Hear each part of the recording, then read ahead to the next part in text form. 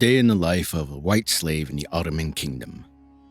The Ottoman Empire, also known as the Turkish Empire, controlled much of the Southeast Europe, Northern Africa, and Western Asia between the 14th and 20th centuries. The empire was founded at the end of the 13th century in Northwestern Anatolia by the Turkoman leader Osman I. Under the rule of Suleiman the Magnificent, the empire marked the peak of its prosperity and power, as well as the highest development of its social, government, and economic systems. The surprising thing here is that the empire was popular for its slave trading, especially the white slaves. So let's dive into the video to know how white slaves used to be there in the Ottoman Empire. First, let's talk about the prices and taxes of slaves. Factors like virginity, skin color, age, and more influenced the prices of slaves. The expensive slaves were those between the age of 10 to 35 years of age, with the highest price for European virgin girls from 13 to 25 years of age, and teenage boys. The cheaper prices were for those with disabilities and sub-Saharan Africans. But even the lowest prices were affordable to high-income persons. Now, who are white slaves? Slavery of Europeans, whether by non-Europeans or other Europeans, is referred to as white slavery. Slaves of European origin existed in ancient Rome as well as the Ottoman Empire. So, the Ottoman Empire was based on slavery. It was a lawful institution with a significant part of the empire's economy and traditional society. The primary sources of slaves were politically organized enslavement expeditions in different nations or wars.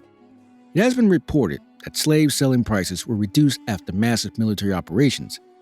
In Istanbul, the political or administrative center of the Ottoman Empire, about a 5th or 16th to 17th century population consisted of slaves. Statistics of these centuries said that the additional slave imports from the Black Sea to Istanbul were around 2.5 million. How did it begin?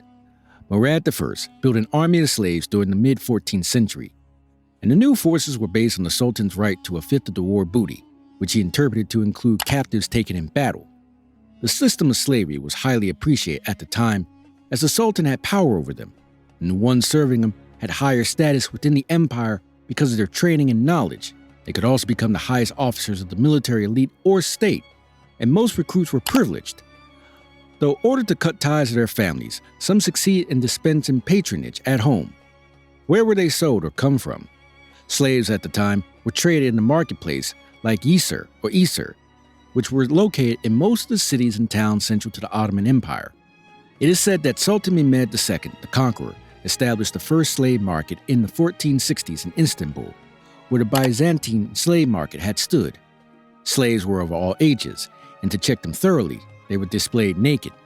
Moreover, in the Devsami, the draft of the blood tax, young Christian boys from the Anatolia and the Balkans were taken from their families, forcibly converted to Islam, and enlisted into the popular branches of the Janissaries, a special soldier class of the army. Most of the Ottoman forces' military commanders were recruited this way. By 1609, the Sultan's forces increased to 100,000, hence, due to the extensive use of warrior slaves and purchasing capacity. The ruling class was the major holder in keeping the slave market alive in the Ottoman Empire. A member of a slave class could achieve a higher status, but female slaves were only supervised by them.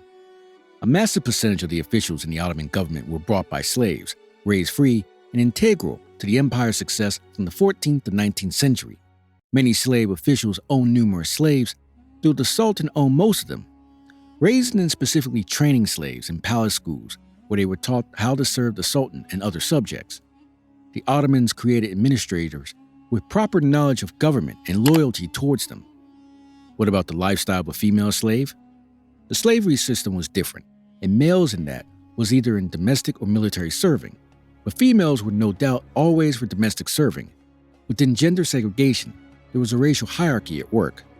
African women were given menial work and were cooks, while white female slaves performed specialized tasks like serving coffee, acting as nursemaids, etc. in the 19th century. Slave women had exclusively large amount of leisure time and freedom of speech inside the harem. The slaves' lives at that time were preferable to those of domestic servants in the West.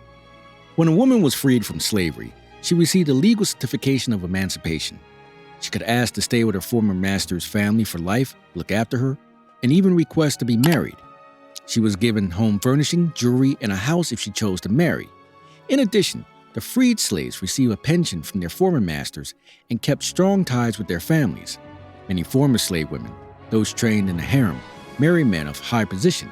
Hence, it was often seen as a vehicle of upper mobility and a social ladder instead of a badge of disdain. Various young girls from poor households often volunteered to become slaves, or sometimes their families sold them to become one, hoping that they would have a better future. Others might get captured during tribal raids and sold to slave dealers for a profit. Whether forced or voluntary, slavery was seen by both parents and children as a transitionary phase for social advancement. One more thing was that young girls who were slaves were raised as part of the family. Bought at the age of 6 or 7, or even infants when provided with wet nurses, the child would be given a new name and assigned to be an experienced woman. The young slave ate the same food as the family and wore the same clothes as the family. She was trained in Ottoman etiquette and practiced waiting on older slave women before serving the family.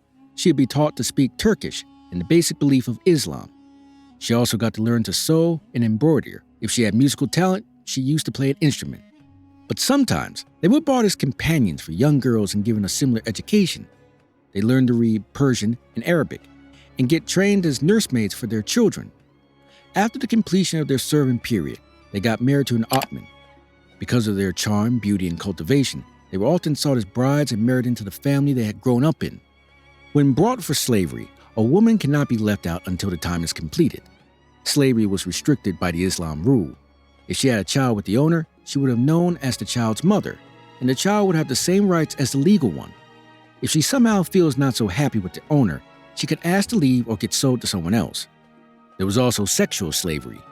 Female slaves owned by men were sexually available to their owners, but slaves owned by women could not be sold or given to their husbands for sexual slavery. It has long been tied with the economic activities in the empire. Syrians, Nubians, and Circassians were the 3 primary races of females who were sold for sex in the empire. Circassian girls were fair and light-skinned and were enslaved by Crimean Tatars and then sold to the empire to live and serve in the harem. They were the most expensive and popular. Second, close to the Syrian girls, who came from the coastal regions, and their price could reach 30 pounds sterlings. Nubians were the cheapest and less popular, worth 20 pounds sterlings. Symbolism and sex roles were normal actions of power in the empire. Not only females, but boys could also become sexual slaves, though they worked in places like bathhouses or coffee houses. Also, the Sultan loved to keep numerous girls as his concubines or slaves in a new palace that had become known as the Palace of the Girls in the 16th and 17th centuries. For women, slavery was considered an opportunity to rise through the administrative ranks and enjoy a permanent career within the harem, or to be married to the Ottoman military or an administrative elite. Let us know in the comments your thoughts.